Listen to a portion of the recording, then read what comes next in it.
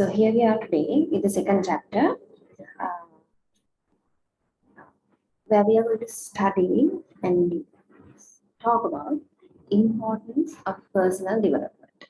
So this is something that is going to be important for you as you graduate with uh, an IT degree, because personal development has to move in hand in hand and in parallel with the degree you are doing. It doesn't matter what degree you are taking at the end of the day, but what matters is also like for you to be employed in whatever the uh, area you are specializing in are the personal development tools.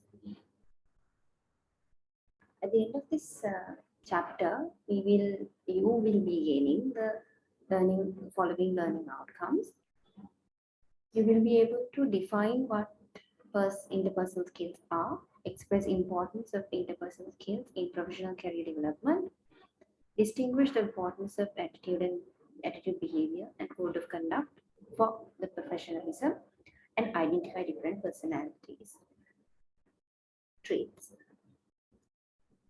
So before getting into the depth of interpersonal skills, what we should understand is that for the best of whatever we are doing, we have to communicate, lead, and negotiate. And by communicating, leading, and negotiating, you will be doing three things. By communicating, you will influence.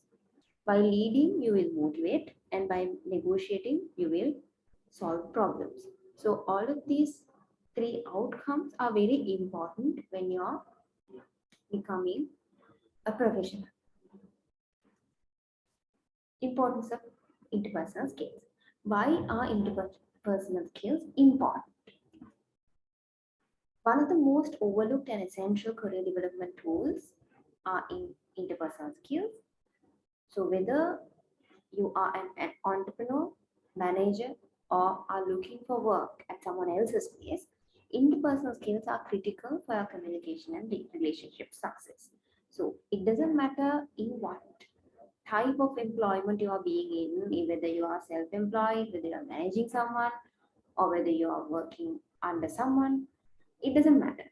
But for you to do well in whatever you are doing, you have to have good communication and relationship skills. So these are also known as social skills or people skills, soft skills, or life skills. So we are gaining technical skills through our degrees and professional qualifications. And in the meantime, we need to have social skills or the soft skills, what we are referring to as interpersonal skills. We use interpersonal skills every day when we communicate and interact with other people, both individually and in groups. So interpersonal skills include a wide range of skills such as listening, effective speaking, ability to control, manage emotions, and etc. So interpersonal skills will explain how well you communicate, interact, and relate to others. So whenever you say that I have good interpersonal skills, you should be able to demonstrate good communication skills. Also that you are good in interacting with others and relationships with others, maintaining relationships with others.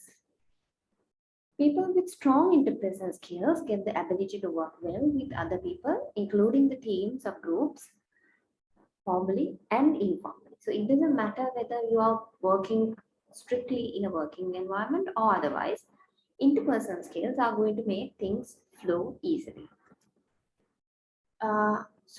When I say interpersonal skills, there are certain key skills that includes into this group, such as communication skills, emotional intelligence, team working, and so on.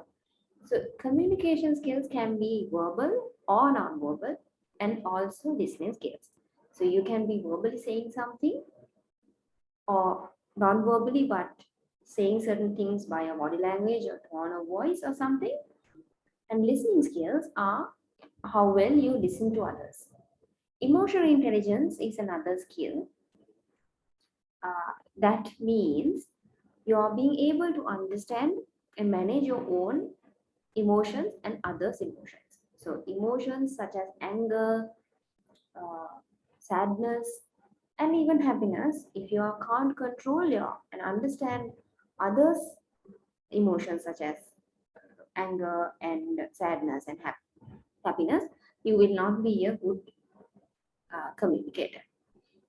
Team working is another skill, that is being able to work with others in groups and teams, both formal and informal. Then again, we come across negotiation or persuasion and influencing skills. So you should be able to uh, influence others, persuade others, and negotiate things. So this is something that is very important when you are working in groups. Next comes conflict resolution and mediation. So whenever we are working in groups, there comes problems, issues, because in groups we can't assure that everyone will be having the same ideas or everyone would be believing in the same things and so on. So if whenever something whenever everyone does not agree to the same thing, there comes a conflict. So whenever a conflict comes in whatever the group you are working in, you will have to resolve and mediate such conflicts. So conflict resolution and mediation is another skill that you have to possess to be a good interpersonal, uh, interpersonally skilled person. Then problem solving and decision making. In working in groups as well as working alone, there will be problems that come on your way, and you will have to make decisions in solving those problems. So these are also very important skills in working informal and informal circumstances. So problem solving, when you come to problem solving, you have to look at it's like a cycle. You have to first identify the problem, define the problem, explore the problem, take action about it, and look back how well it has worked. And if it has not worked well, you will again have to take the cycle. Identify, define, explore, action, and look back. This is how you can solve problems effectively. Benefits of interpersonal skills. Now, there are certain benefits that you will be gaining if you are a if you are a person with good interpersonal skills.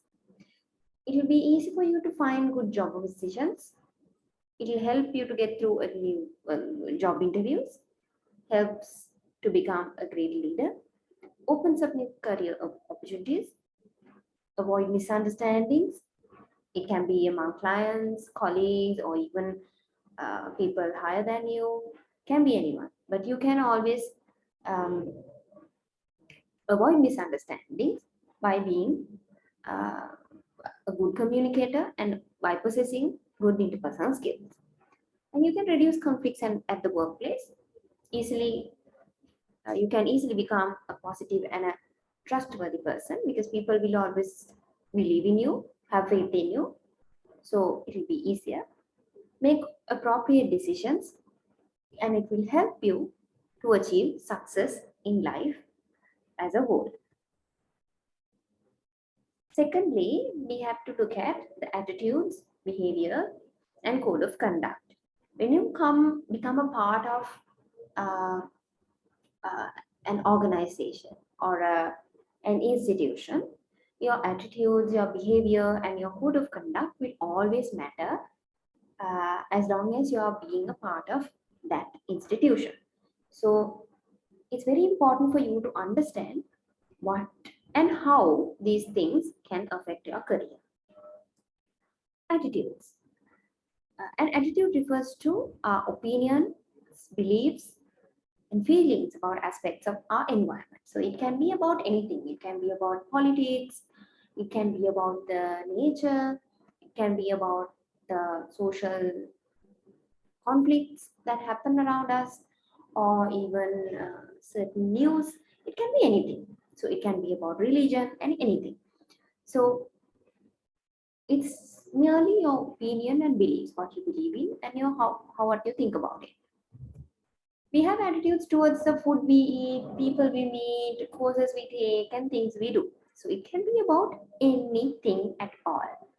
If you take two people, one person can be very much fond of rice while you are not, or the other way around. Okay. So, and if you take two, like if you take a friend of you with you in comparison, you may like a person very much, while the other person doesn't like the person, same person at all. So it can differ. And especially at work, job attitudes influence how we behave, and these include job satisfaction and organizational commitment. So when you're doing a job in an institute or in an organization, the attitude and opinion, belief you have about your job and the company's work in entirety, that will decide how you behave and also how satisfied you are and how you reach the organizational goals. So job satisfaction refers to the feelings of uh, feelings people have towards their job. So you can sometimes like the job, sometimes you don't like the job. If you don't like the job, you wouldn't be doing it right, and so on. So you have to have a good attitude about your job in the first place, right? So whenever you can probably be like once you are graduated, you can probably be employed in a software company or in a normal company as a software engineer or so on. Whatever it takes, you will have to love your job to be good in your job, right? So organizational commitment is the emotional attachment people have towards the company they work for. So if you don't like your job, you will not do the job properly because you don't like it. Like every day when you wake up and you go to the job, it will be just a burden for you. Like you just go to the job because you have to go or just because you need money. Other than that, you will not enjoy what you are doing. You have to work with a passion, right? There is an overlap between job satisfaction and organizational commitment because things that makes us happy with our job often makes us more committed to the company as well, right? Whenever you are happy only, you will be committed to the job. That's what that means. So attitudes are worth tracking as they are associated with outcomes such as performance, helping others, absenteeism, and turnover. So whenever someone's attitudes towards their job is very bad, people can even uh, be pushed to be absent to the job or even to uh, turn down or to give up the job. So it's very important how your attitudes are towards your job. Factors contributing to job satisfaction and organizational commitment. So that the researchers have found that personality, environment fit, job characteristics, psychological contract, organizational justice, work relationships, and stress are main factors that contribute to job satisfaction and organizational commitment. Job characteristics. So these are we are talking about the one by one aspects. Job characteristics that are related to satisfaction and commitment are the ability to use a variety of skills, having autonomy at work, receiving feedback on the job, and performing a significant task are some uh, job characteristics that are related to job satisfaction and organizational commitment. However, the presence of these factors is not important for everyone because not everyone is the same. Some people have high need for growth, and these employees tend to be more satisfied when their job helps them to build new skills and improve. Right? So it depends on people whether to take up or not new challenges and the chance to build and develop new skills.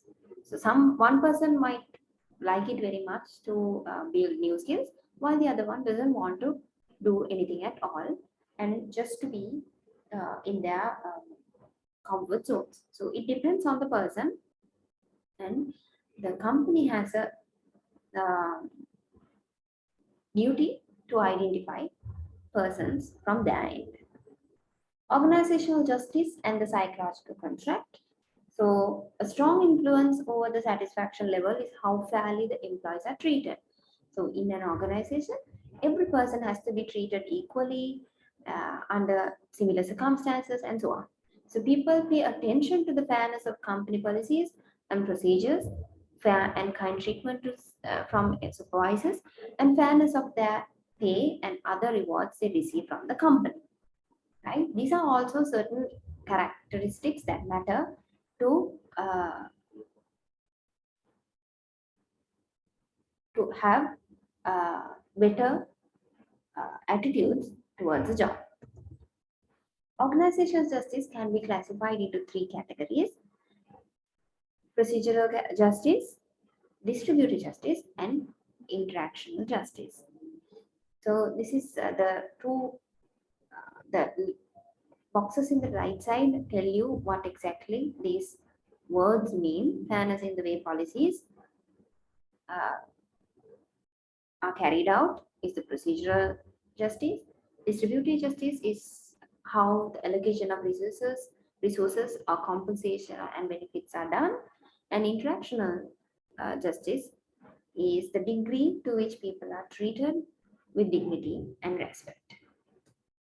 Organizational justice and the psychological contract is continued in this slide. So psychological contract is the unspoken, informal understanding that an employee will contribute certain things to the organization, such as work ability and a willing attitude, and will receive certain things in return, such as reasonable pay and benefits. Under the psychological contract, an employee may believe that if he or she works hard and receives favorable performance evaluations, he or she will receive an annual bonus, periodic raises, and promotions, and will not be laid off. Right? It's a psychological contract that a person would bear. Then relationships at work. Relationships with co-workers and managers matter for job satisfaction and organizational commitment. So if the person sitting next to you in your workplace is not smiling or is very grumpy, you're not going to be very happy at work, right? The people we interact with, how friendly they are, whether we are socially accepted in our work group, whether we are treated with respect by them, are important to the happiness at work. Next one is stress. The amount of stress present in a job is related to employee satisfaction and commitment. Stressors range from environment to interpersonal factors to organizational factors and so on. So the environmental factors are the noise, heat, inadequate ventilation, and so on. So if you have to work in a very cluttered environment with no AC or a fan or no ventilation or with so much noise, you will not be happy, and it will stress you. And interpersonal stress factors are organizational politics, conflicts with the other people, and so on. So if you have so much internal politics inside the organization, and if the people in the workplace are in conflict with each other, it's going to be a very stressful job. And organizational stress factors are pressure to like avoid making mistakes, worrying about the security of the job, and so on, will also stress you in organizational level. So not all stress is bad, and some stressors make us happier. Then, if you take stress, stress is the word stress is used in such a negative way. If you say stress, stress is going to be bad and it's going to affect you badly and so on. But there are certain stress factors that can help you and make you happier, like working under time pressure and having a high degree of responsibility are stressful, but they can also push you to expose yourself, like to do better.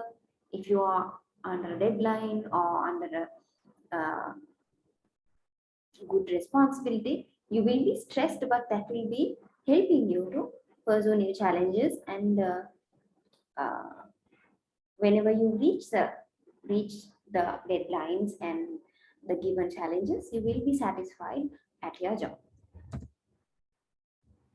So attitudes, this is how the attitudes, behavior, and mode of conduct uh, work with each other: emotions, thoughts, and behavior. Professional behavior, the second subtopic. So professional behavior is a form of etiquette in the workplace that is linked primarily to respectful and courteous conduct. Many organizations will have a formal code of personal conduct in place, but some may not have that. Professionalism and ethical behavior can benefit the career and improve chances of future success.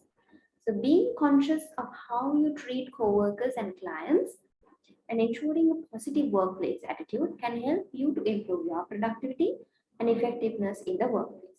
So, it is important to think about how the behavior will be perceived by others and should make sure that to understand and follow company codes of conduct, right?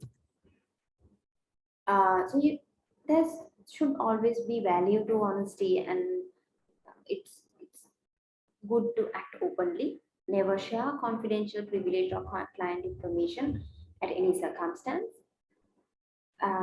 Always respect others and use appropriate words. Make contributions to discussions during the meetings where appropriate. Speak and communicate the ideas clearly.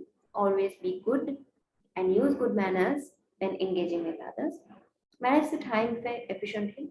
Be on time to work and be strict to follow lunch breaks. Don't take too long breaks and review the schedule each morning. Act ethically and do the right thing every day. Dress appropriately. Take responsibility to the work done or for the work to be done. Do not leave the work assigned to you for others. Don't burden others with your work. In other words, be dedicated to what you are doing. A code of conduct. What is a code of conduct? A code of conduct is a set of rules outlining the norms, rules, and responsibilities or proper practices of an individual party or an organization. So, whenever you are assigned, when you are taken into a job, when you are recruited, there will always be a code of conduct. It can be written down or in practice, but there will always be a code of conduct in any given organization. So, you will always have to at least informally inquire about it and follow the code of conduct when you are working in a company. Computing professionals should act res- responsibly and should reflect upon the wider impacts of their work, consistently supporting the public good. The ACM Code of Ethics and Professional Conduct, which will be referred to as the code, expresses the consciousness of the profession. It is designed to inspire and guide the ethical conduct of all computing professionals. So it's very advisable for you to find and read and act according to the ACM Code of Ethics and Professional Conduct if you are going to become a computing professional. A computing professional should have, or rather should act according to the following guidelines. They should contribute to society and to human well-being, acknowledging that all people are stakeholders in computing. They should avoid harm. They should be honest and trustworthy. They should be fair and take action. They should respect the work required to produce new ideas, inventions, creative works, and computing artifacts. They should respect privacy. They should honor confidentiality. Then they should strive to achieve high quality in both the process and product of professional work, and they should not discriminate. And they should maintain high standards of professional competence, conduct, and ethical practice. They should know and respect existing rules pertaining to professional work. They should accept and provide appropriate professional review. They should give comprehensive and thorough evaluations to computer systems and their impacts, including analysis of possible risks. They should perform work only in areas of competence. They should foster public awareness and understanding of computing related technologies and their consequences. They should access computing and communication resources only when authorized or when compelled by the public good. And they should design and implement systems that are robustly and usably secure. Uh, so the code of conduct, professional leadership principles, ensure that the public good is the central concern during all professional computing work, articulate, encourage acceptance of, and uh, evaluate fulfillment of social responsibilities by members of the organization or group, manage personnel and resources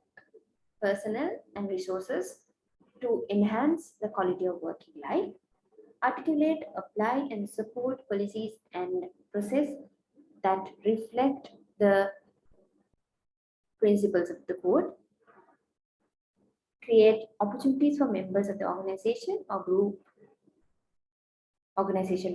to grow as professionals, use care when modifying and retiring systems, and recognize and take special care of systems that become integrated into the infrastructure of society.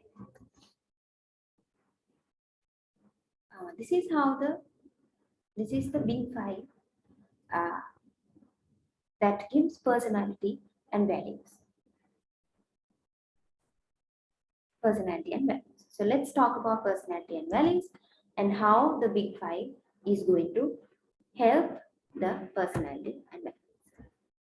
Personality is a person's relatively stable feelings, thoughts, and behavioral patterns.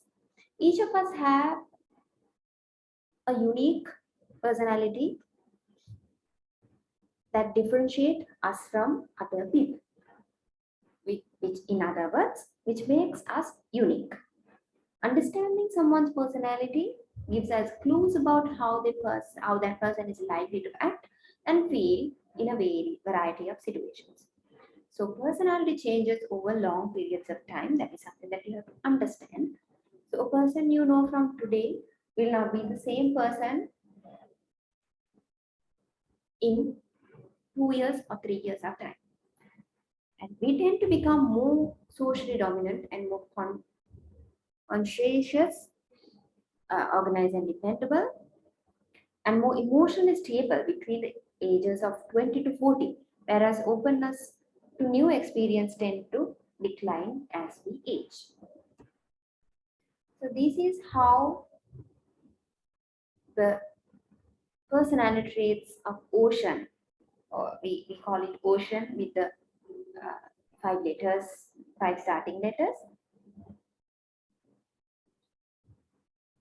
Let's see what the trait is and how they can be described in personality traits. Openness. Openness is the curiosity, original, intellectual, creative, and open to new ideas is in developing personality traits. Conscientiousness. So this means that you are being organized, systematic, punctual, and achievement oriented and dependable. Then being extraversion, that is outgoing, talkative, sociable, enjoys being in social situations, and so on. Then agreeableness, that is affable, tolerant, sensitive, trusting, kind, and warm.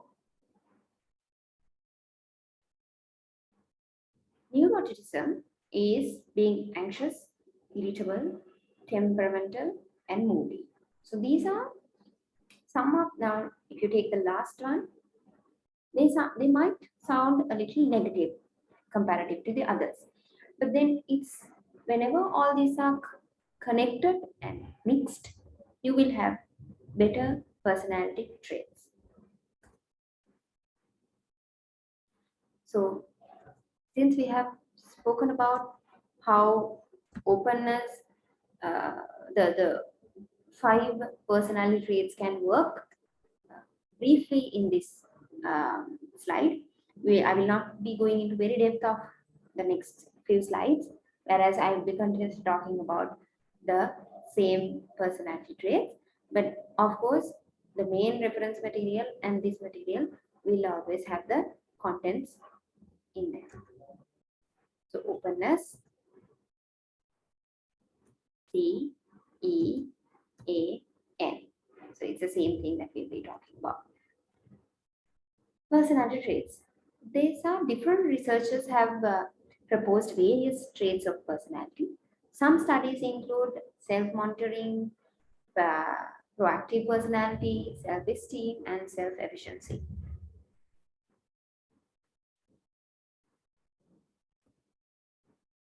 Self-monitoring. Self-monitoring refers to the extent to which a person can monitor his or her actions and appearance in social situations. People who are social monitors can understand that the situation demands and acts accordingly, while social monitors tend to act the way they feel. So whenever we say one person has a uh, is a well self-monitored person, he or she will not be controlled by the circumstances or what happens around them suddenly. High social monitors are sensitive to the types of behaviors the social environment expects from them. The ability to modify their behavior according to the demands of the situation they are in, and to manage their impressions effectively are great advantages for them. They are rated as higher performers and emergers as leaders. Um, They are effective in influencing other people and can get things done by managing their impressions. So even if some person is going to trigger them or make them angry, people with high social self-mentoring skills or people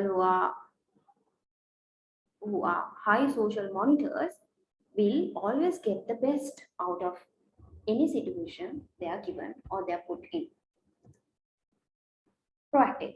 Being proactive is as just as the word itself denotes, being proactive. Okay, proactive personality refers to a person's inclination to fix what is wrong, change things, and use initiative to solve problems. So instead of waiting to be told what to do, like do that, rather than taking instructions, if you can proactively work on something, that can be a person who uh, people who take action to initiate meaningful change and remove the obstacles they face along the way, rather than waiting for someone to point things out and tell you to do. Right? Proactive individuals are most successful in their job searches, and they also are most successful over the course of their careers as they use initiative and acquire greater understanding of how the politics within the company work. They will analyze things beforehand and act accordingly. Proactive people are eager to learn and engage in many developmental activities to improve their skills. Self-esteem. Self-esteem is the degree to which a person has overall positive feelings about himself or herself. People with high self-esteem view themselves in a positive light, are confident and respect themselves. People with low esteem experience high levels of self-doubt and question their self-worth. Managing employees with low esteem is challenging because negative feedback given with the intention of improving performance may be viewed as a negative judgment on their worth as an employee. Effectively managing employees with relatively low esteem requires tact and providing lots of positive feedback when discussing performance incidents. So there, if you are working as a manager, you will have to uh, act a little tricky. And if you are working, if you are the person, if you identify yourself to be the person with self-esteem, you will always have to self-evaluate yourself and try to gain good self-esteem of yourself. Self-efficacy. Self-efficacy is a belief that one can perform a specific task successfully.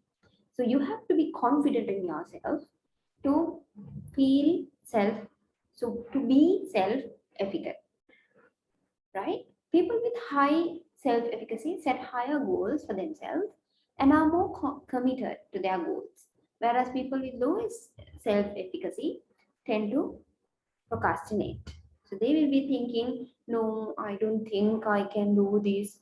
No, this is not the right thing for me. I don't think I am the best person to do this, and so on. That is a person with low self-efficacy. So whenever you have good self-efficacy, you will always believe in yourself and think, no, this is the best thing I can do. I would be the best person to do this. I'm doing this, and so on. So that positive mentality is what you call self-efficacy. Empowering people and giving them opportunities to test their skills so that they can see what they are capable of is a good way of increasing self-efficacy. Personality and values. Now we have spoken about personality. This is about values. Values express a person's stable life goals and reflects what is most important to them. Values are established throughout life, accumulating life experience and values. The values that are important to a person tend to affect the types of decisions they make, how they perceive their environment, and their actual behaviors. People are also more likely to remain in a job and career that satisfy their values. So this is why you should understand that values are also equally important as personality. Aligning to personality dimensions, researchers have developed several frameworks of values. One such framework includes 10 values. So these are certain values that has been identified by the cited research. They have researched and identified the 10 values that are listed in this, and they have also been defined parallelly. Like personality, values shape how people perceive and respond to the external environment. So there's this research done by Liskey and Schwartz in 1994, which names values versus personality. Personality reflects behavioral reputations, whereas values describe preferences and intentions. And personality traits vary in terms of how much of a particular characteristic is present or absent in an individual's reputation, whereas values vary in terms of the relative importance of a given performance over other values. So there are certain videos that I would like to share with you. These are not originally from my end, but these are in the original course content that has been shared with you in in your coursework. So you can either type this down and get it done, or you can refer to the course material and which is provided for you originally, and look into the videos for better understanding of the concepts. Right. So the second chapter ends here, and we will let's meet on the third chapter.